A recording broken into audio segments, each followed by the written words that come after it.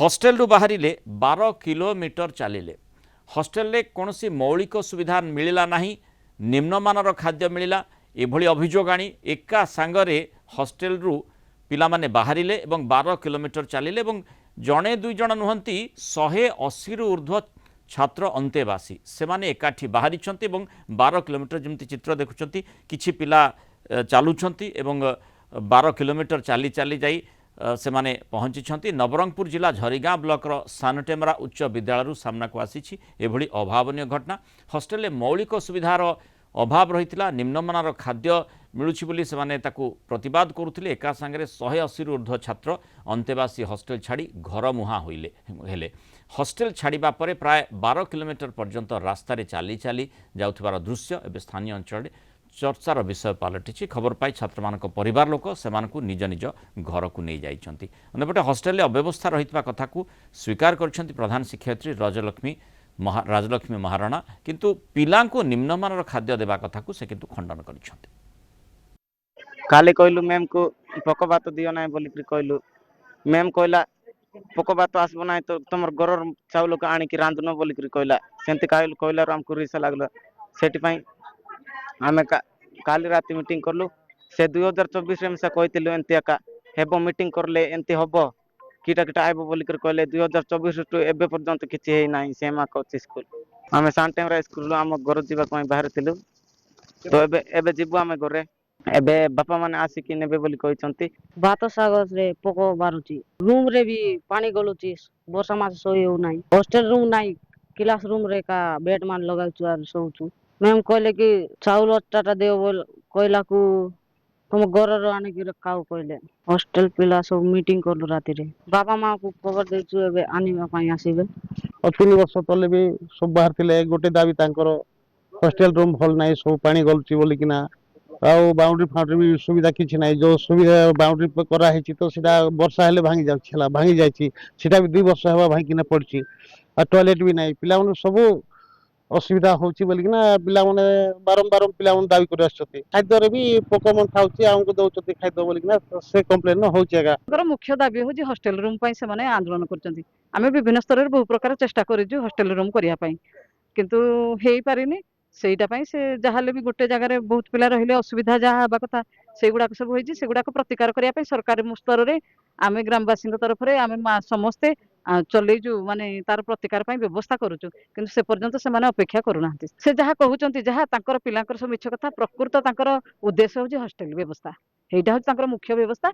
एही संगे से माने एंती जोडी जाडी कर कहउचंती एरा सब संपूर्ण मिथ्या।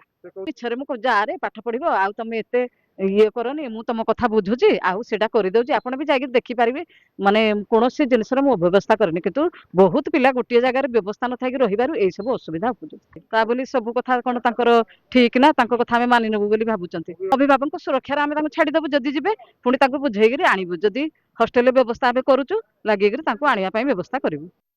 उमरकोट रिपोर्टर अनुराग पट्टनायक जोड़ी होती अधिक सूचना नहीं। अनुराग जो भली भाव में अभियोग रही प्रधान शिक्षयित्री जमती मंतव्य रखुले अव्यवस्था जदिव रही किंतु एका संगे एत गुड़े पिला रहा फल असुविधा होची, किंतु तांको तरफ कौन प्रकार असुविधा ना, किंतु ये पिला कहते पोकड़ा चाउल खावाई से भात में पोक बाहर कहते कहवा कड़े माने कहुचे निज घर नहीं कि आस ए प्रकार जो मंतव्य छोट पिला गुड़िक रही हैरान होती बापा माँ को से माने कहले तापर बापा माँ आसुंच अभिभावक मैंने आसी नवापाई जाऊँच ए प्रकार स्थिति कहीं प्रकृत में कौन सिटी माने परिस्थिति अत्यंत विषम।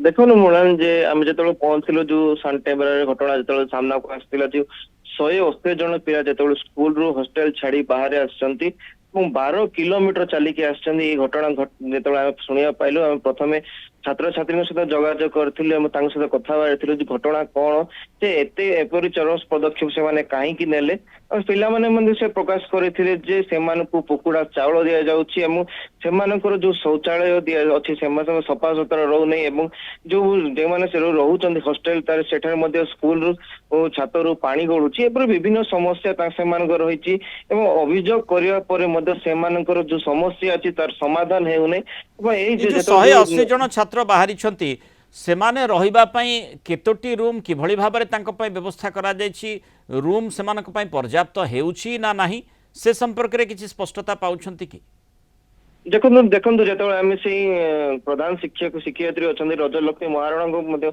जोगाजोग पचार चेष्टा करूँ से कही पिलामानंकु जो हॉस्टेल व्यवस्था कराई प्राय बड़ दुईटी हॉस्टेल रही जो छुआ मान अच्छा से कौन से असुविधा रखा जाए सब प्रकार सुविधा जोगा जाइए किंतु पिला माने जो अभियोग आनी जो पकड़ा चाउल दिया विभिन्न शौचालय व्यवस्था करा जाए जो खंडन कर किपरि भाव से पुणी फेरी आसवे बुझासुझा करने चेष्टा किंतु बुझासुझा सांग को व्यवस्थार मध्य आवश्यकता रही तेणु पिला माने केमिति व्यवस्थित ढंगरे तांको पई पर्याप्त जो सुविधा कथा कहा जाउची अंततः मौलिक सुविधार अभाव बोली से कहउछंती अभियोग करूछंती तेणु मौलिक सुविधा सेठी अछि ना नाही सरकार प्रशासन ताकू देखिबार कथा एवं अंततः पिला माने केमिति फेरिबे पुणी थरे पाठ पढ़िबे ए दिगटी को निश्चय देखिबार गुरुत्वर सहित देखिबार आवश्यकता रही। धन्यवाद अनुराग सूचना रे आलोचना रही।